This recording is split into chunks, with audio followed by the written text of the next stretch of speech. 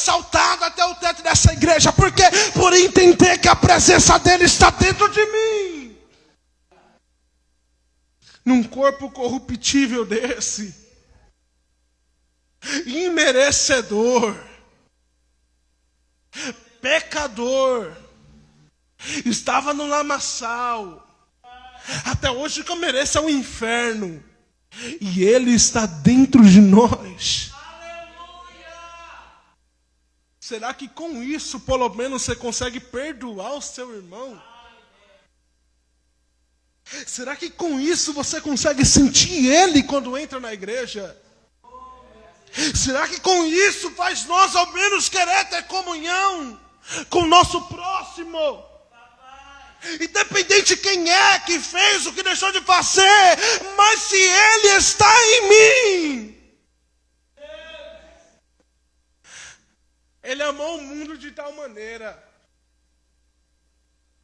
que entregou o seu Filho unigênito por amor de nós. E irmãos, se há o amor de Cristo por vós, e o próprio Cristo morreu na cruz por nós, pelos nossos pecados. E João relata isso daqui. Qual é a dificuldade de nós morrer pelos nossos irmãos? De nós se sacrificar pelos nossos irmãos? Chega, às vezes dá raiva de pregar dentro da igreja, porque nós pregamos, parece que é para um monte de palhaço que ouve da palavra, ouve de Cristo, mas continua da mesma forma. E tem muita gente sedenta lá fora precisando ouvir a palavra de Deus. E tem gente essa hora, irmãos, morrendo pela palavra de Deus. Foi um pastor lá, e acho que no tempo de bom nós vamos falar aqui, que um dos irmãos do campo dele, que pregava lá no Iraque, pela 6ª vez levaram ele para a morte. Ele ia morrer, ser apedrejado, fuzilado. Ele chegou na casa dele para os filhos dele, pegou a aliança, tirou da sua mão e falou: toma aqui, mulher, eu não sei se eu vou voltar para casa hoje, porque estão querendo me matar. E nós aqui, esse circo todo, não conseguimos falar de Jesus para ninguém. Com toda essa liberdade, nem na nossa casa conseguimos pregar. Temos dificuldade de perdoar e gente morrendo para falar que Ele salva, que Ele cura, que Ele perdoa.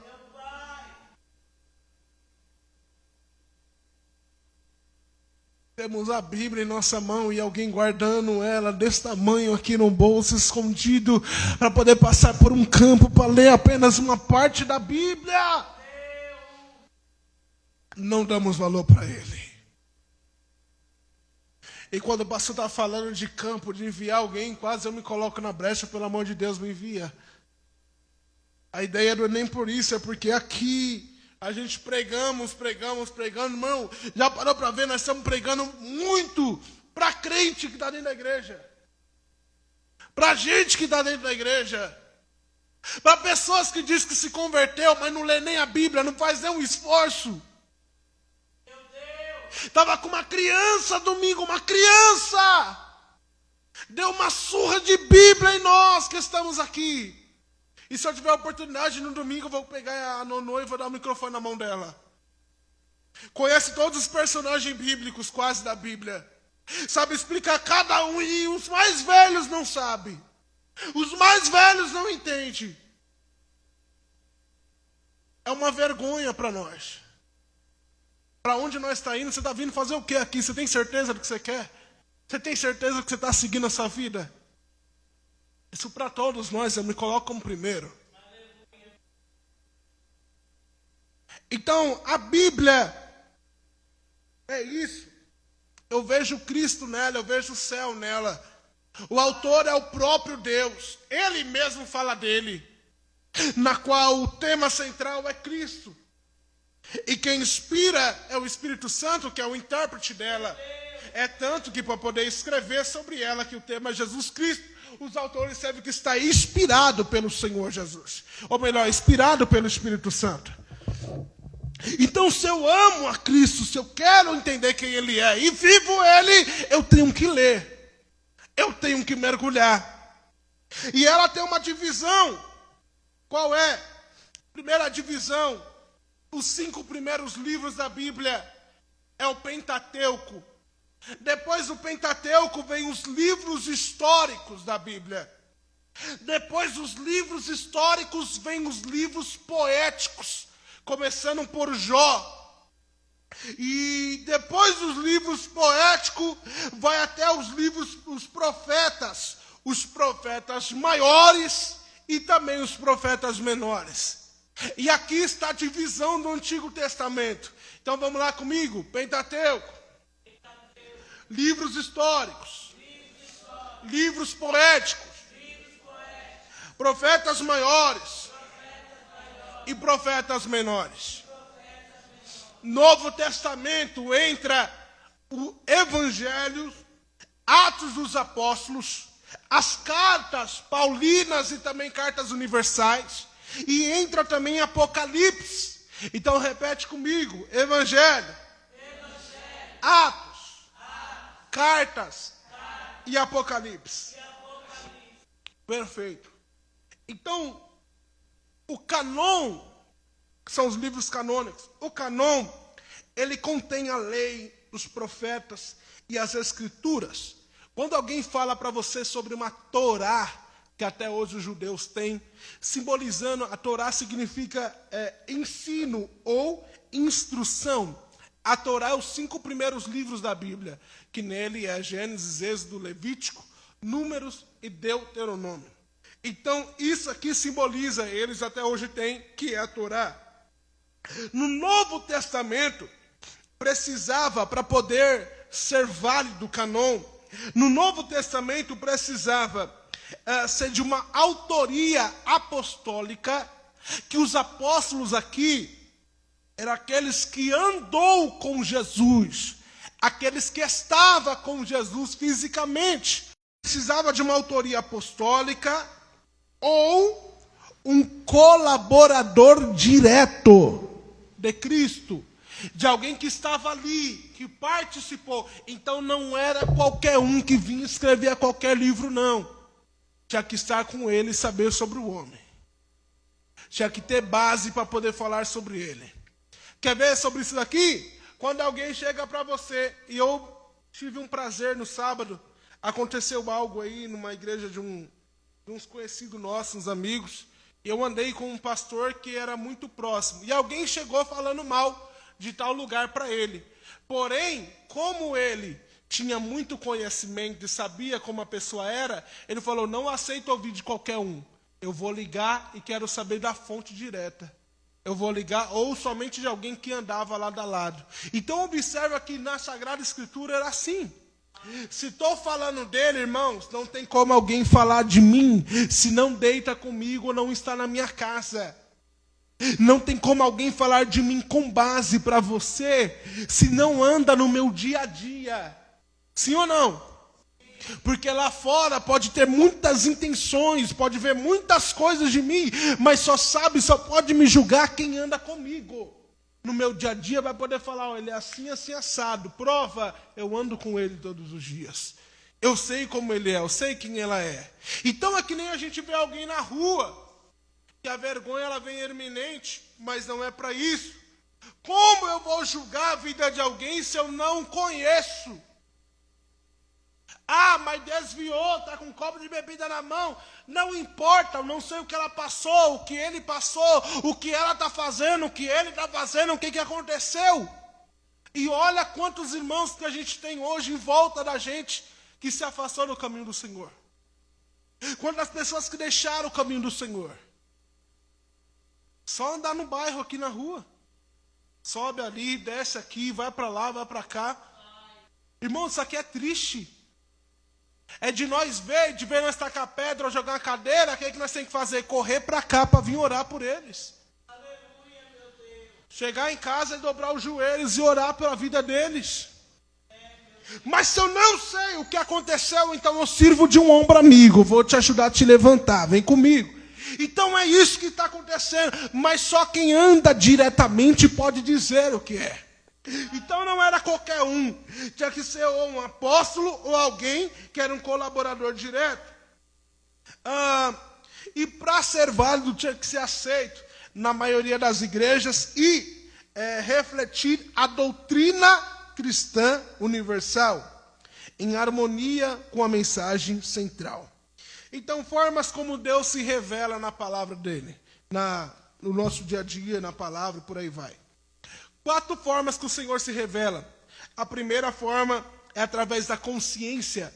Deus se revela através da consciência. A segunda forma é pela natureza. Deus se revela em meio da natureza. A terceira forma é em sonhos. Deus ele se revela em sonhos. E a quarta, através da Bíblia Sagrada. É o próprio Deus revelado entre nós. O Antigo Testamento ele foi escrito em 2 línguas. Tem o Antigo Testamento tanto em hebraico, tanto também como aramaico. E o Novo Testamento foi escrito em grego, o grego koiné, que era o grego utilizado lá. Então a Bíblia ela é perfeita. Ela é perfeita e sem falhas em todas as suas partes. É muito lindo de ver que o primeiro texto, o primeiro livro que foi escrito, a Bíblia em nenhum momento anda em contradição. E foi escrito por pessoas diferentes, lugares diferentes, períodos diferentes, e a Bíblia não se contradiz.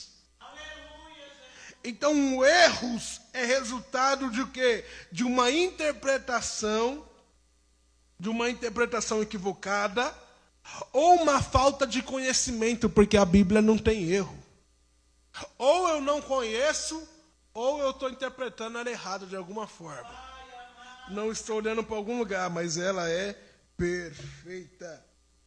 E ela é a palavra inerrante. Não tem erro nela. A sua suficiência.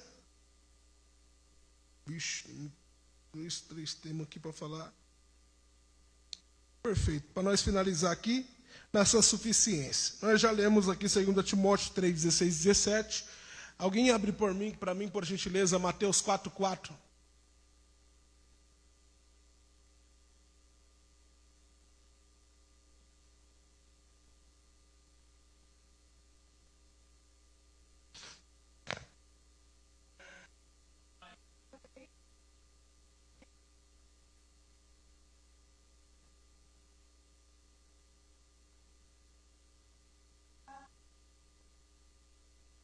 Nem só de pão, mas de toda.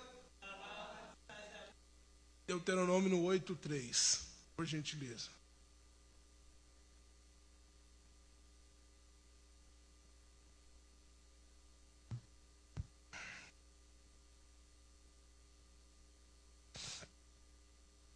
Oito, 3. Como que é? Te deixou ter fome, ou te sustentou com maná que tu não conheceste, nem teus pais conheceram, para dar a entender que o homem não viverá só de pão, mas que de tudo que sai da boca do Senhor viverá o homem. Meu Deus, alguém tem outra tradução aí?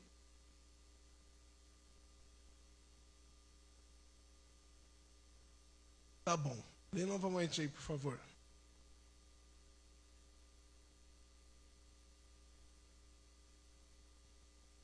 E te humilhou, e te deixou ter fome, e te sustentou com maná, que tu não conheceste. Conheci o maná, mas Deus sustentou.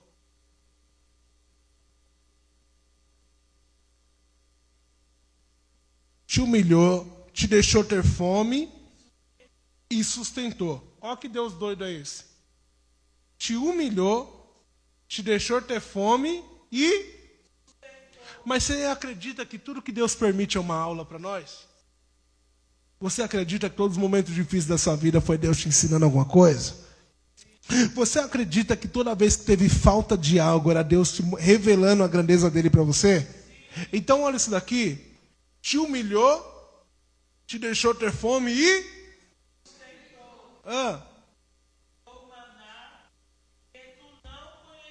Com maná que tu não... Nem teus pais conheceram, para te dar a entender que o homem não viverá só de pão. Só para você entender, nem os seus pais, porque eles eram, antigamente eles conheciam tudo por isso. Porque é o Deus dos meus pais, porque aconteceu isso com os meus pais. Então era válido tudo que acontecesse agora. Mas nem os teus pais conheceram. Estou dando um privilégio para você sobre o maná. Mas continuando o texto.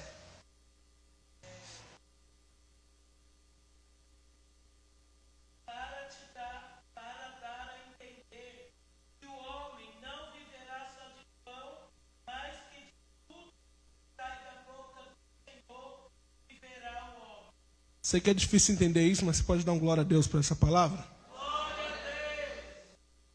Que nem de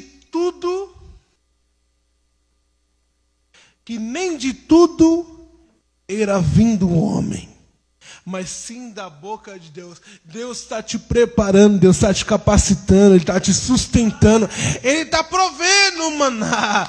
Glória, e a provisão de Deus não veio da terra, ela veio do alto, lá de cima para aquele povo. Eles foi sustentado. Então, nem só de pão, olha o que Jesus usou, Deuteronômio 3:8, nem só de pão viverá o homem, mas sim de tudo aquilo que vem do Senhor. Ele é o nosso sustento. A palavra dele é vida ainda e nos mantém de pé. Glória! E dentro da arca da aliança, que simbolizava a presença de Deus, dentro estava lá a tábua da lei, estava lá também a vara de Arão e também tinha maná. É falta de palavra. Está morto espiritualmente, nunca teve palavra. Está fraco, come da palavra desse rolo. Ela sustenta ainda nossas vidas. Aleluia. Glória a Deus. Então não se aparte da palavra, mas mergulha nela. Não se ausente de buscar nela. Eu estava vendo hoje um corte de um pastor muito renomeado, o pastor Daniel Nogueira, falando, irmãos, se nós parar para analisar até os antigos, como aquelas mulheres que começaram a andar com Jesus, que não tinham acesso ao templo, elas buscavam pelos apóstolos de aprender da palavra. Mateus, que era também... Mateus era cobrador de impostos, ele não tinha acesso à palavra, ele não era bem-vindo lá junto com aqueles homens para poder ler os pergaminhos, sim ou não? E ele aprendeu também com eles. E nós? Aí ele falou assim, olha, se nós for olhar para a palavra, para a história da Bíblia, todos os grandes historiadores, nós falamos aqui sobre uns grandes avivalistas, se não me engano foi